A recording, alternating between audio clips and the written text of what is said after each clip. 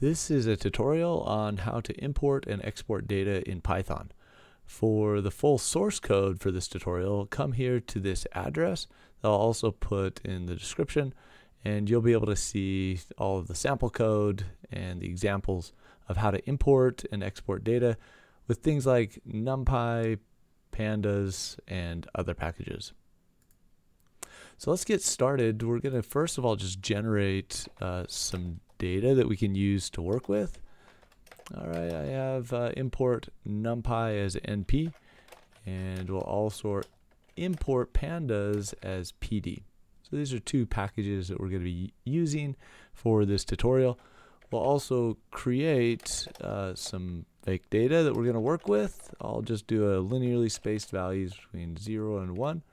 And let's go ahead and print those out. Okay, so we see the array of values between 0 and 1. And let's generate as well some x values here. I'm going to call that numpy.cosine of these tx values. All right, and then we have some cosine values here that are generated from the time values. Let's go ahead and just create a data frame now. And this one's going to be a Pandas data frame. We are going to use the data frame function, and you need these curly brackets here, and we're going to have our first column be time, and I'll put that as tx, and then the second one we'll name that as x, and then let's just look at the head of that data frame. So you can see we've organized these, and you can see that the index is right here. If I want to set the index for this, I can say set index and then say that's going to be time, and I'll drop the current index. Okay, and so I need to just set that as dx equals. And the other way I can do this is in place equals true.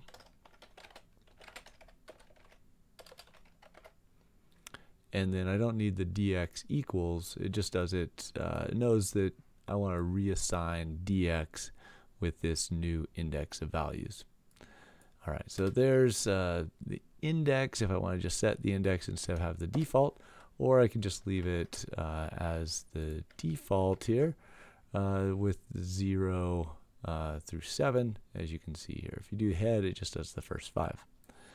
All right, let's go ahead and just export this now to a CSV file. And I'm going to use 2CSV, and I'll call this dx.csv, and I'll say index equals false. So I don't want to include the index in this. And then let's go ahead and just see what this generates. So I'm going to move this over to the side a bit just so I can see the files that are generated here. And here you can see the CSV file that's generated with the time and the x values. And we can also open that up with Excel. If I just double click this, it's going to by default use Excel to open it, or there might be another spreadsheet application, and there you can see the time and x values that were created. Okay, let's go on to the next one. Now that we have this, we can also import it from another source. Okay, so let's say we had this written as a file and we want to be able to import it back into Python. So I can just say pd.read CSV, and that's going to be dx.csv. So Pandas already has this in terms of reading CSV files, these comma separated value files that you can read back into Python. Okay, and I could call that dy, for example, and then just print out dy. And so it creates a new variable dy that's a copy of dx that I had exported to a CSV file. But let's say we also want to get this from an online source. Okay, and the one example that I have here is, let me come down to this online data file that I stored right here. So let's say there's a data file, let's say maybe it's stock prices or something like that that you want to get from a web archive, and you can also import from that URL. Okay, so here's another example. When I run that, it's just going to grab it from that source file. I just named it .txt, but it could be any extension as long as it's comma separated value files, as is expected with the read CSV function. So you can either import from a local data file or from a URL. All right, now the other thing that we can do is read tables from a web page. So for example, I'm going to come back here, and here is a table right here. That's the first table in this, and we can import, I'll just create a new one here. We can import from that table by reading, okay, we can read the HTML. And so I'm going to do PD read HTML, and I'll read the table from this URL, and then let's print the table. All right, so we have an error here. It says no tables found at that URL. Let's just see if we can find, oh, I need to replace that with the URL of this page, not of that text file. Okay, so there's gathered data, and let's see what error I have now. Okay, it's a little bit of a long error. Okay, didn't like the HTTPS. All right, so I'm going to just replace that with the non-HTTPS, the HTTP, and there you can see the table that's generated. All right, let me come down and create a new cell. So we can read from a data file, we can read from a CSV file that's online, and we can also read from a table that's on a web page. Now, if there's more than one table on a page, then Pandas reads each one as a list of data frames. There's additional read options in Pandas as well, such as from the clipboard, Excel, there's flat files, Google BigQuery, HTML, JSON, and others. So here's just some of the ways to export or import. Here's all the export options. You can do it to clipboard, to CSV, to dictionary, to Excel, to Feather, to Google BigQuery, to HDF. That's a type of file that's used commonly in machine learning, HDF5. You have HTML, JSON. So let's just do, for example, to JSON. All right, and there are others there like LaTeX, Pickle, SQL, and others. So I'm going to just say that one is going to be dx.json. And if I write it, then I'm going to open up Notepad, and you can see that it wrote a JSON file. And let's just do to Excel as well.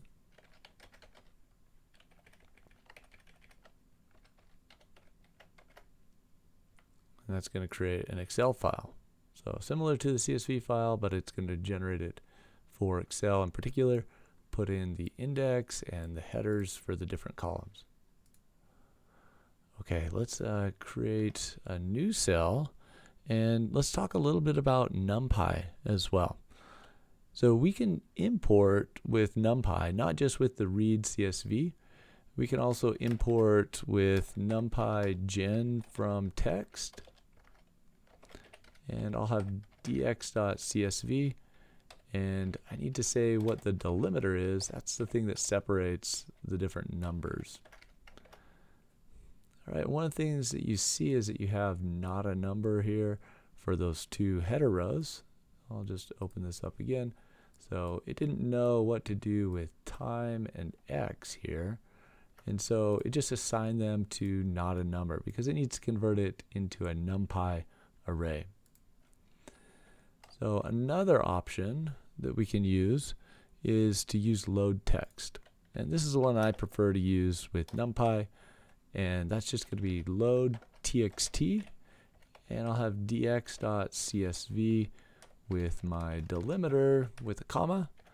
And then you're going to see an error because it doesn't know what to do with those two header rows.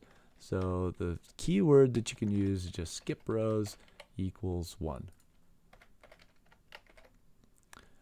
All right, and that just skips that first row. Unlike the gen from text, you can just control that with skip rows.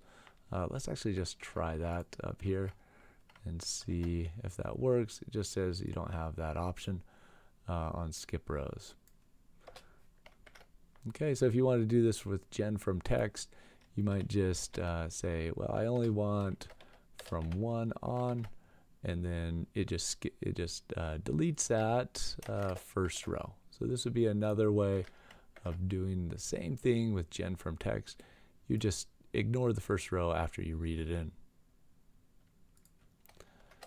Okay, let's come down to the next one. NumPy functions are fast, but limited to only numeric data that can fit into standard NumPy data structures, such as an array. Let's do a raw read input. So this is just a native Python function, the open. And if I do dx.csv, I can open it in different modes. And if I put the R there, that's read. If I do W, that's write. And you can do, there's options for binary if you want to read it in binary format or write it in binary format.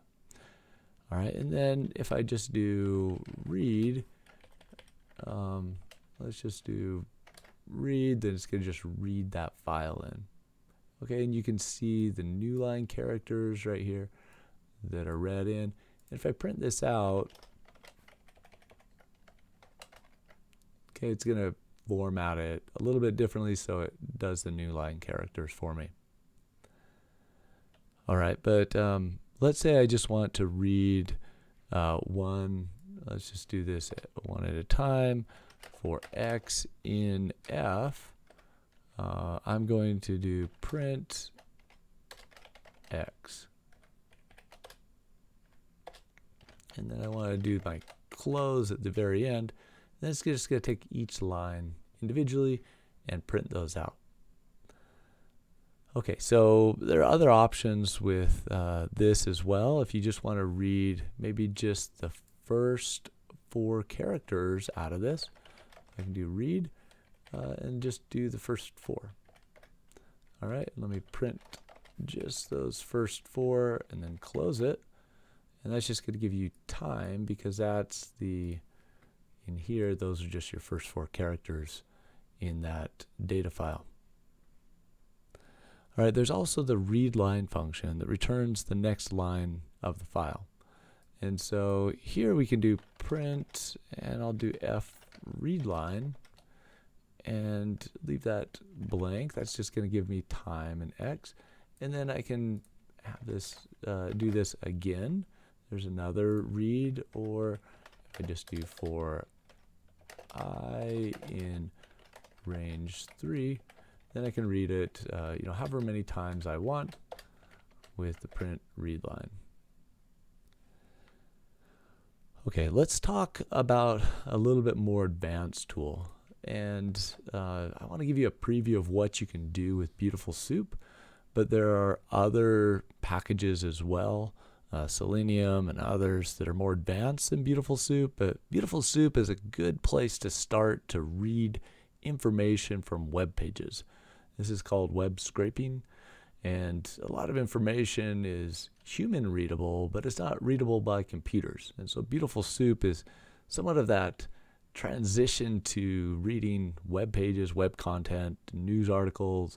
You can do sentiment analysis, other things, from online content that's normally there and consumable by people. And we want to make a computer be able to read that and process it in an organized way as well. So what I want to do is I'm just going to copy some code here, that same web page that we have. We're going to import requests and just get this page, and I'll print page. Okay, so we got a response. But what we want to do now is access the content of that page. All right, so here's the content, the HTML of this page that we had visited before. You can also see that if you come here, right click and go to view page source. Most browsers will also let you see the page source. But what we want to do is be able to extract some interesting, useful things from this without all the clutter that's there. And so that's where we can parse and be able to get information with BeautifulSoup. I'm going to take from BS4 import BeautifulSoup. And then I want to create my soup variable. And so this is going to be BeautifulSoup. And I'll take my page.content that we just generated, and I'm going to use an HTML parser. You can also use an XML parser. There's other types that you can use to parse it, but for this case, it's going to be a HTML parser to create that. All right, and let's see, BeautifulSoup,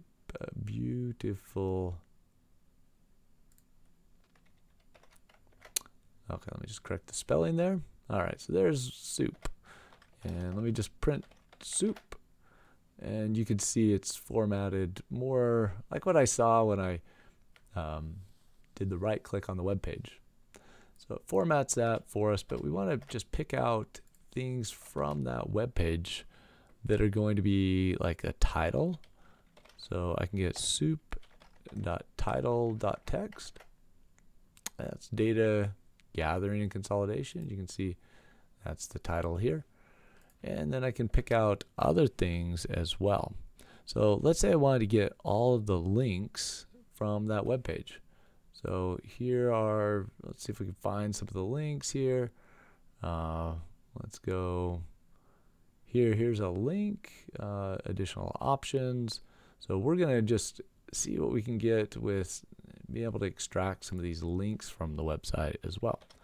So I'll just say for link in soup, and you can use the find all function, which is very useful. You can use find just to get one at a time. And I'm going to then print, and let's just print the link text. I'll just do this, link.text.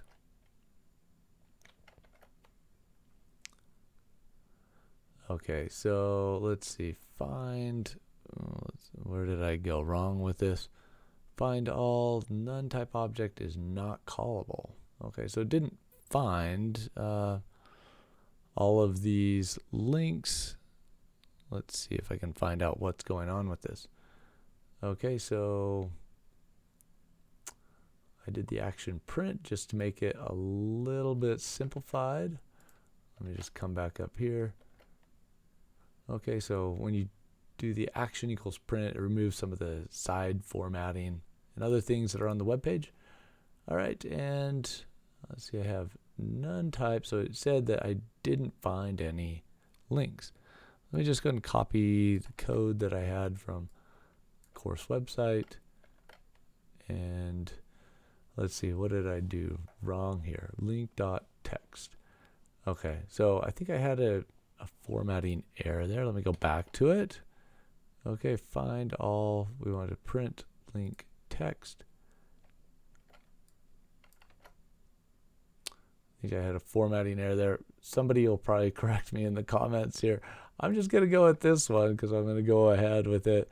Here are the different links that it found in the website, and you can see all of them that are there. There's different source block numbers and others that bring up the different parts of the web page and the links that are embedded in that web page. So for example, there's some Google data that we're going to use later and others. So you can see all of the links that were in that web page with these lines of code for link and soup find all. And then we're going to print and we'll format it. So we're going to put this formatted link text in here. And so there you can see link text, and then we're going to print out the URL as well that was with that link text. Okay, so I'm going to come down to a new cell. All right, now let's talk about joining data. So let's say we have data from different sources and we want to put it together into one data file. And let's just generate some data just so we can have something to join. And I'm going to, we have DX, okay, so that's one data frame. And then if I insert a cell below and just do DY, then I have another data frame. And we can see that we have different times and we have different X values. And so what we want to do is try to join these two together. One of the things that we need to do is just set the index to be time so that we can sort and do joins in different ways. So I'm just going to do dx is dot set index, and I'll set that as time. And I'll drop the current one, and well, actually I'll just do in place equals true. Just do dx equals dx. All right, and there you can see that I have time and the X value.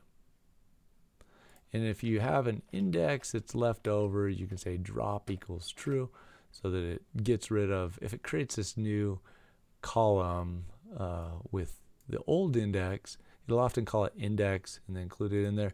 You can say drop equals true to get rid of it. All right, let's do that same thing for Y as well. We're going to set that index where it looks it up by as time, and we'll just do dy. All right, so there's our second one. Now what we want to do is we want to join the two. I can only do this once when I create my dy. Let me just move this down here just so it doesn't try to reset the index of something I've already set. All right, so there's my dx. That's how I create dx, and this is how I create dy. And I have these two that I want to join. So what I can do is say z equals dx join dy. So I take dx, that's my one on the left, and then here's dy, the one on the right. I'm going to join those two together and then print out z. So I have the primary key is this one on the left. That's going to be a left join, and by default, and then I didn't have any corresponding y values for those because I only had 0, 0.5, and 1. I didn't have one at 0.33 and 0.66. So those got fed in as not a number.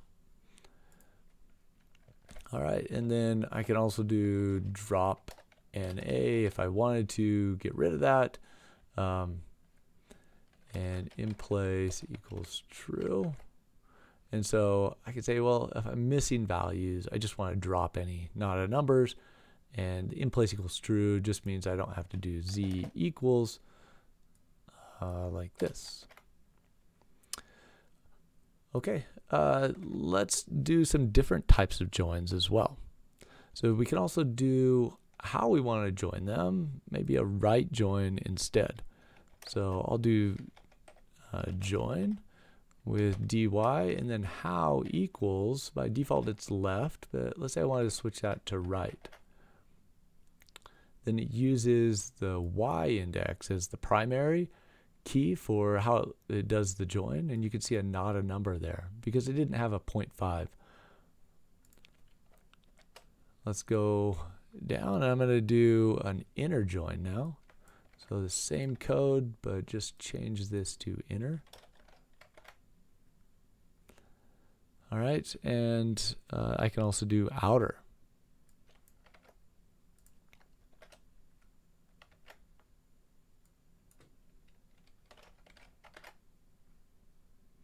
Where it includes all of them. So you can see the index from X and the index from Y are combined now, and you have the not a numbers. Okay, and then we can also sort. Gives, so you can do outer and this sort.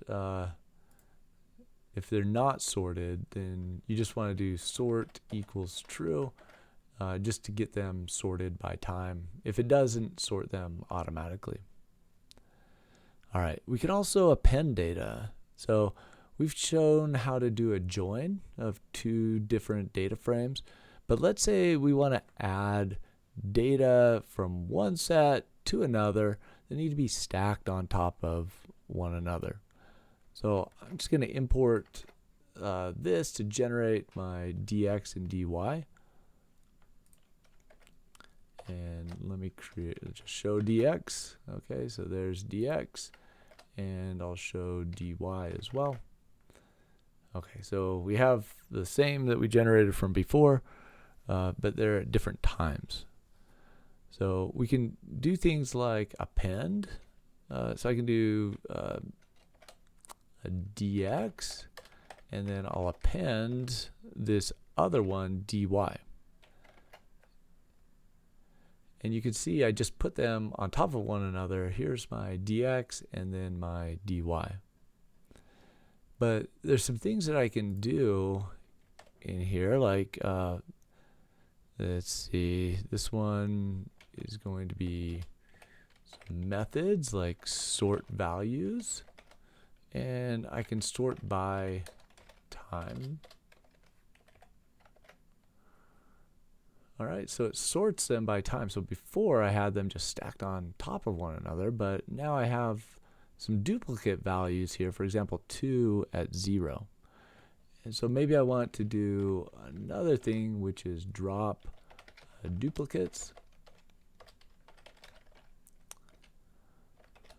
And subset equals time. So I'm going to look for duplicates in time and drop those. Okay, so you can see this is similar to the outer join that we had before. And then but now I only have one column X instead of the X and Y. And I can also reset. You can see my index is 0, 1, 1, 2, 3. So if I want to just reset my index, or I can set my time as my index as well, then I would say drop equals true. So it just drops the index, just does a new 0, 1, 2, 3, 4, and resets that index. Okay, let's go on to the next one. So now we have our activity. We have some Google stock data. So I'm going to come down here to the problem statement here. We have some, if we want to import some Google stock data and display the table. So there is some data from 2017. It includes open price, high price, low, close, adjusted close, and the sales volume for that day. And this was just taken off of Yahoo. They had this place where you can go just download a CSV file for different stock data for the days, and just by day for any stock value. So you could actually import that with read CSV, but I just have a copy available here. Here's the URL for it. So I'll just URL equals, and again, if it gives you problems with the HTTPS, just drop the S there and just read it like this. All right. And we'll also calculate a couple other things with this. We're going to calculate some summary statistics such as the mean, median, standard deviation, and quartile information. And we'll create two new data columns for volatility, which would be the high minus the low. That's not the exact calculation of volatility, but it gives us an estimate of how much it's moving. And then also the change, which is a close minus the open. All right, if you want to just jump to the solution, you can do that here. But I'll go through each line with you. Okay, so the very first thing we're going to need is Pandas. If you didn't already import it, you just want to do import pandas as PD. And maybe we want to be able to see the results. I'll import some plotting packages later, but let's just import this URL and work with it first. And so I'm just going to say data equals pandas, and this will be read CSV. And I want to read that URL. Let's just look at that. Okay, here's the data that we have here. We can also use the pandas function to describe it. So this gives us our summary of how many data points we have, 23. Here's our mean value, standard deviation, the minimum, and then the quartile information for each of these, the open, high, low, close, adjusted close, and volume. And we'll get into some of these later about how to generate these summary statistics, and but just wanted to show you a preview of it with this data.describe that takes your Pandas data frame and just generates some summary statistics for you. Let's create some new columns here. We're going to create our change value, and that's going to be data close minus data open. And you can see here when I print this out, I'm going to get rid of the data.describe. We have this new column here that's a change. It's the difference between the close and the open. So you can see whether it went up or down from the between that in that day.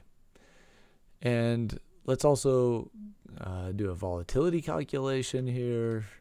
How much it? Okay, volatility equals. And we just said we're going to do the high minus the low, just for that day. So the intraday trading for that stock, just how much it moved around during the day. All right, and there's our volatility there. We can also do something like, let's say I just wanted to select a certain number of these. And so for analysis, we just wanted to include a subset of these. Maybe just the open, the volume, the volatility, and the change. And then instead of printing everything, we could just say, let's just do the ones that we want to include in our analysis. And so there you can see just a subset that are included in this list. But let's do some things just to plot it. I'll show you a package called Seaborn, and that'll go in with our plotting packages later. I'm just going to import Seaborn as SNS. And then I'll just generate a Seaborn heat map from the data that I'm just going to include in my analysis, and I'll look at the correlation of that. So if I want to insert a cell above, then if I just do the correlation, that includes this correlation that 1 means perfectly correlated, and negative values means negatively correlated. And so I can look at the off diagonals to see how these are related to each other. But Seaborn, what it does is it basically just takes this correlation and creates a heat map of it. So you can represent it graphically instead of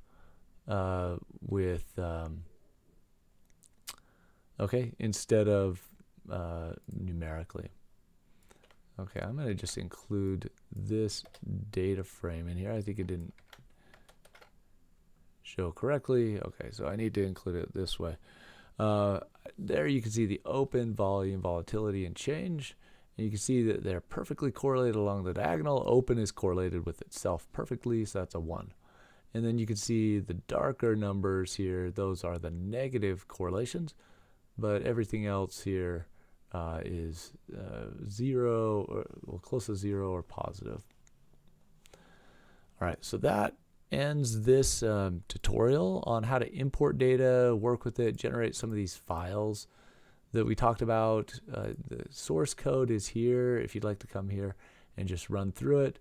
The one other thing I just wanted to demo here before we close this video is if you come to the GitHub repository for this course, it's the PDS. Here's something I worked on yesterday, just created this all source code. I wanted to show you an example of using BeautifulSoup. Okay, so I'll just get this source. Here's just an example of BeautifulSoup and what we can do with it. So I'm just going to get this file and I'll insert it right here. So what I'm doing is going to the course webpage and I read in a list of pages. And let me get that as well. So these are all the pages that are on the course website. And what I want to do is just extract all of the code from those pages. So here's all the page titles, and I'll just grab this one. I'll just create a new text file. It's called pages.csv. If you can't see the extensions, then just come to your Windows, okay? And what you need to do is just come to your File Explorer, go to View, and then go to Options. Change folder and search options, go to View, and just unselect this, hide extensions for known file types. And I find that works well to just be able to see and change file extensions yourself. Okay, so I just named that as pages.csv. This one isn't really even a CSV file, but I'm just going to paste in that text.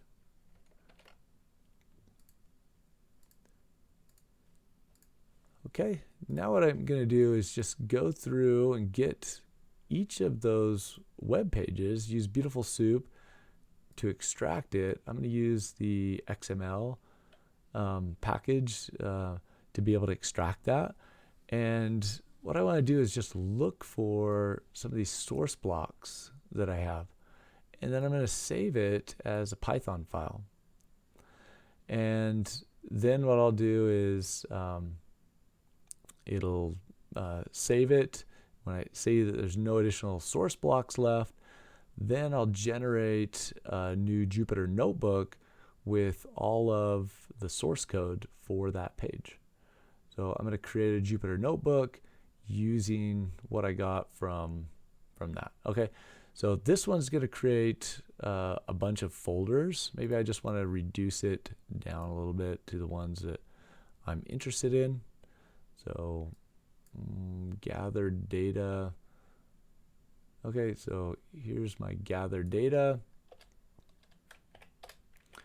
And maybe I want to have just a couple others that I select. Okay, so those are the pages that I want to get the source code for. And let me run this and just show you what it generates. So it went to that. Okay, and there you can see the gathered data folder. I'm going to go up one directory, and you're going to be able to see all of these web pages. For example, gathered data. Here is a new one, gathereddata.ipymb, and there you can see all of the source blocks as well. So if I come here and just edit that, here's one of the source blocks from that web page. And then I also generated this gathereddata.ipymb. Let me just open that up. So if I come to my Jupyter notebook and open that up, it automatically generated this Jupyter notebook with all of the source that I had gone through on that web page. It extracted it and created these new cells for me. That's just an example of BeautifulSoup and what you can do to web scrape, to pull things off of a web interface and put it into a form that's going to be useful for you.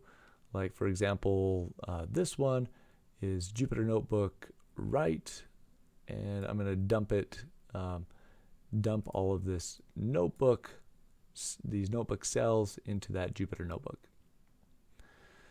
All right, I hope you enjoyed this lecture. If you'd like to go through additional topics here, this is part of the data engineering. There's an overview of what we covered. This is the very first topic on how to gather data.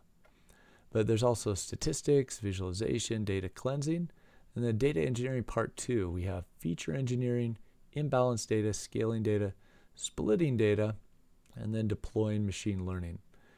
And this goes with the overall flow of the course, and how we do data science and machine learning is we have to start with these areas right here that are really the data engineering. Be able to get the data into a form that we can split it, create our labels, and then do classification and regression, and then our performance assessment. But so much of what we're doing is just getting the data into a form that we can use it later. And so if you go through these data engineering modules, you'll be able to learn how to consolidate data, do some of the visualization, feature engineering, increase data diversity, clean the data, scale the data, etc.